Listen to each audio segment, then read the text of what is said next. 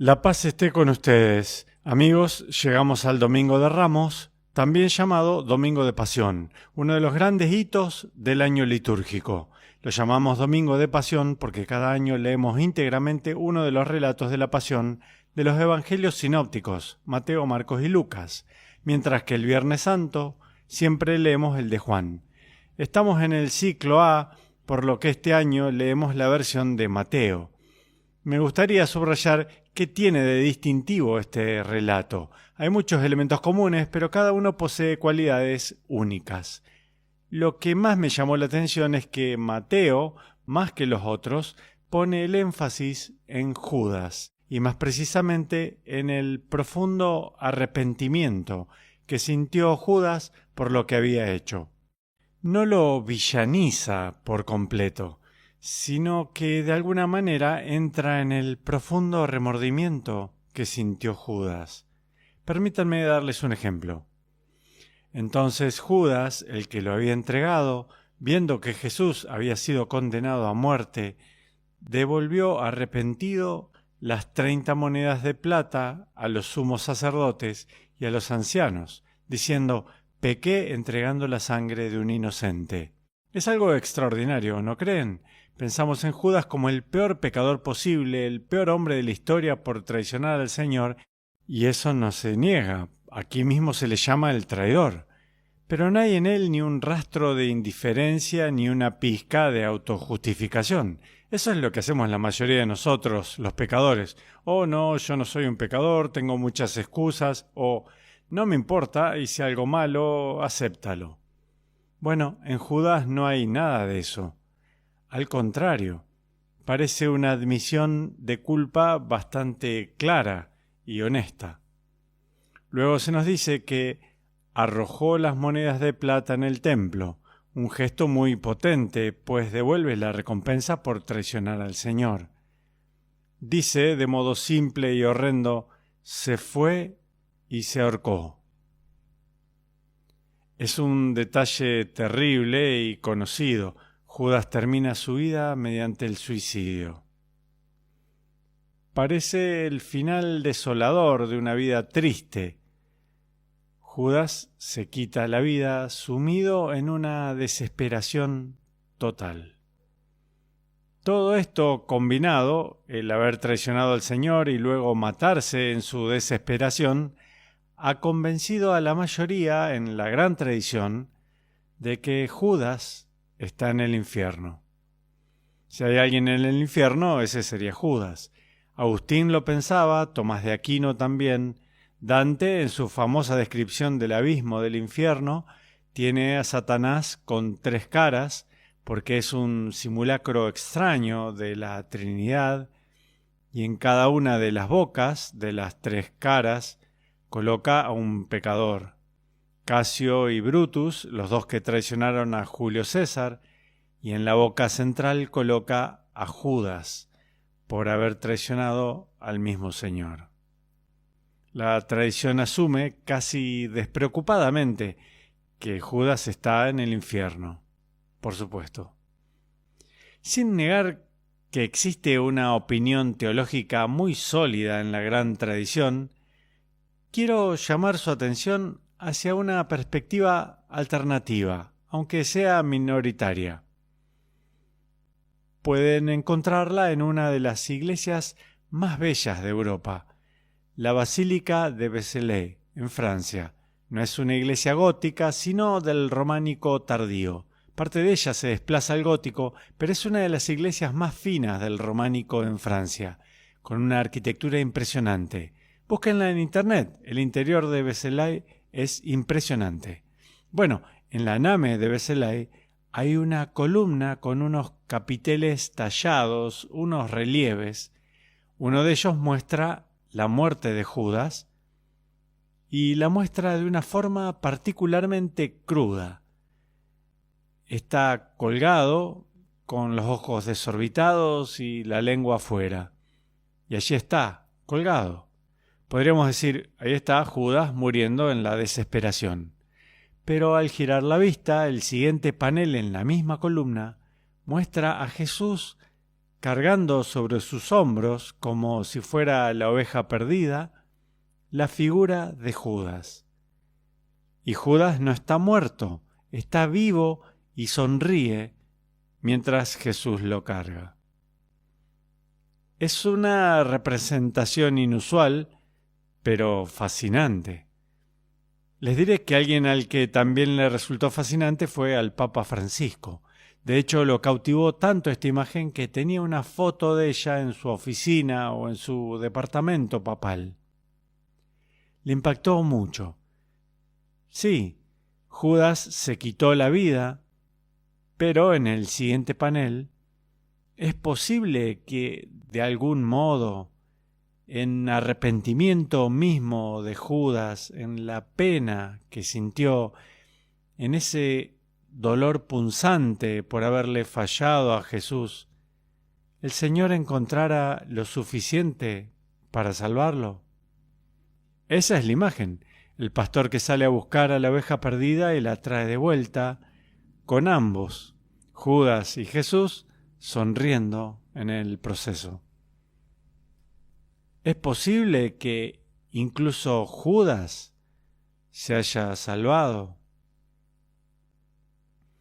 Ahora bien, no me malinterpreten. No estoy defendiendo un universalismo fácil, ni el indiferentismo de todos se salvan, no se preocupen, el pecado no importa, en el fondo Judas era un gran tipo. No estoy sosteniendo eso. El universalismo es la herejía de afirmar con certeza que todos se salvarán, y no sabemos eso.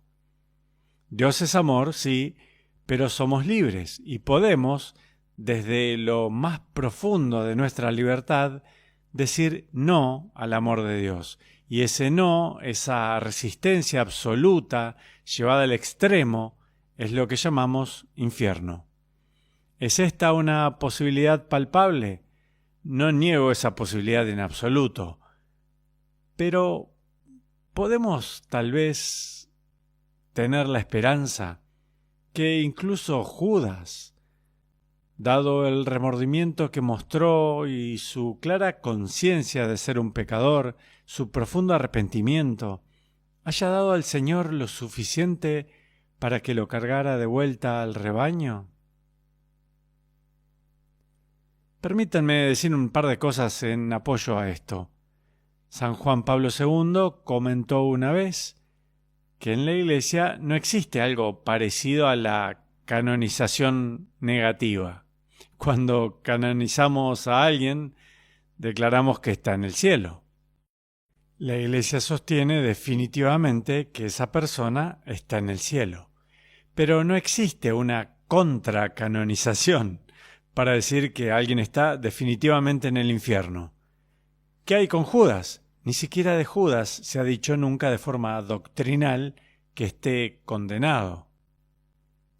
Su sucesor, el gran Benedicto XVI, reconociendo plenamente la culpa de Judas y lo terrible de su acto, reconociendo plenamente este acto desesperado hacia el final de su vida, dijo que no nos corresponde, sin embargo, a nosotros juzgar eso, sino que debemos dejar el destino de Judas a la misericordia y la justicia de Dios.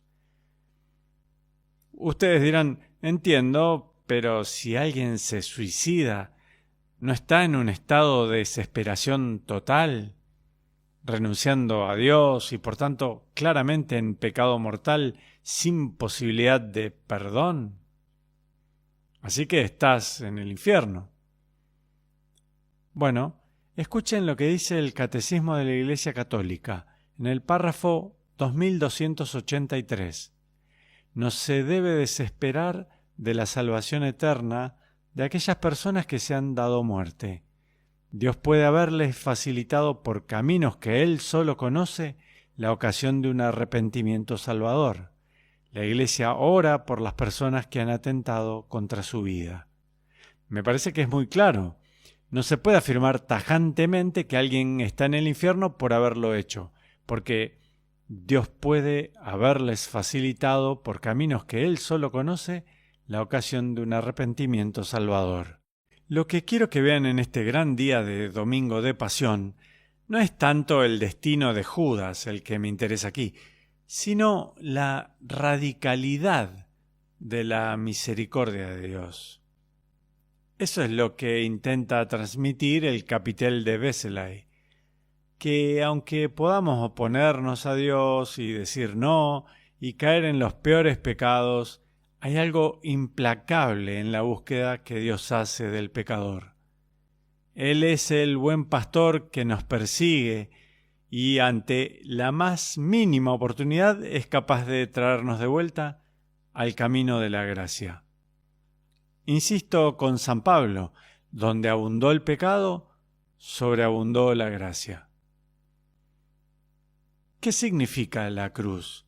En el Domingo de Pasión seguimos a Jesús hasta lo más profundo del sufrimiento físico, sí, hasta lo más profundo del sufrimiento psicológico, sí, y me atrevo a decir, hasta lo más profundo del sufrimiento espiritual.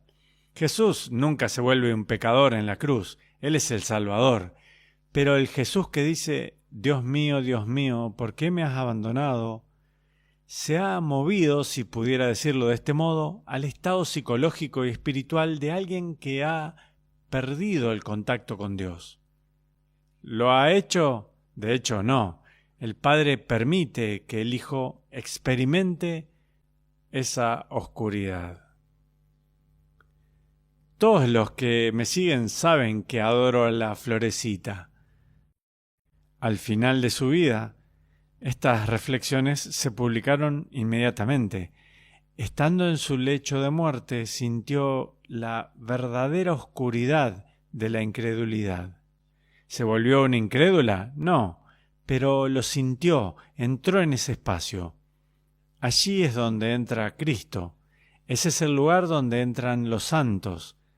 ¿Para qué?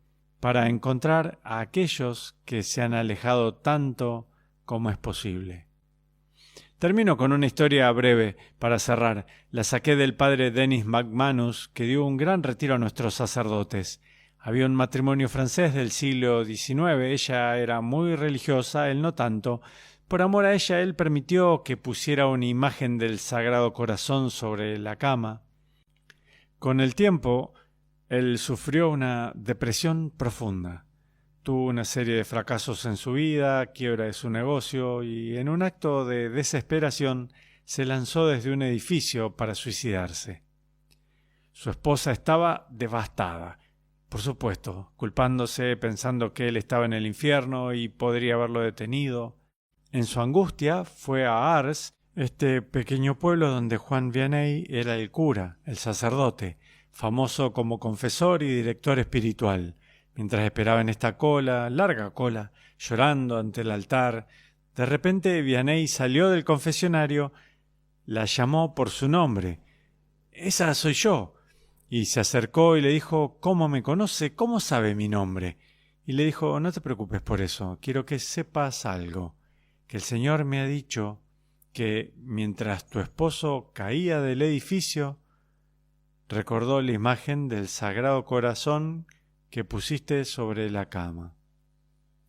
En ese instante, el Señor le ofreció la salvación y él la aceptó. ¡Qué belleza! Aquello le dio una gran paz en el corazón. ¿Puede Dios, en su providencia, encontrar el camino para llegar incluso a los que están más lejos? El mismo Dante, que puso a Judas en el abismo, dijo que una sola lágrima de arrepentimiento basta para despertar la misericordia de Dios. ¿Está Judas definitivamente perdido? La Iglesia nunca lo ha dicho. Que tengamos la esperanza, debido a la extravagancia de la misericordia de Cristo, que incluso quienes más se han alejado puedan encontrar esperanza. Y que Dios los bendiga.